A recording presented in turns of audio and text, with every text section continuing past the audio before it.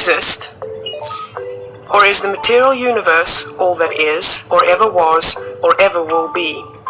One approach to answering this question is the cosmological argument. It goes like this. Whatever begins to exist has a cause. The universe began to exist, therefore, the universe has a cause. Is the first premise true? Let's consider. Believing that something can pop into existence without a cause is more of a stretch than believing in magic. At least with magic, you've got a hat and a magician. And if something can come into being from nothing, then why don't we see this happening all the time? No, everyday experience and scientific evidence confirm our first premise. If something begins to exist, it must have a cause. But what about our second premise?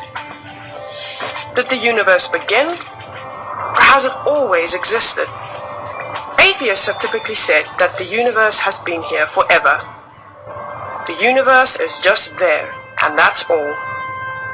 First, let's consider the second law of thermodynamics. It tells us the universe is slowly running out of usable energy, and that's the point. If the universe had been here forever, it would have run out of usable energy by now. The second law points us to a universe that has a definite beginning. This is further confirmed by a series of remarkable scientific discoveries. In 1915, Albert Einstein presented his general theory of relativity. This allowed us, for the first time, to talk meaningfully about the past history of the universe.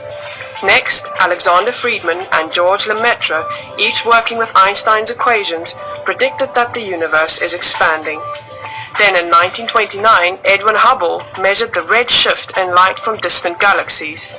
This empirical evidence confirmed not only that the universe is expanding, but that it sprang into being from a single point in the finite past. It was a monumental discovery, almost beyond comprehension.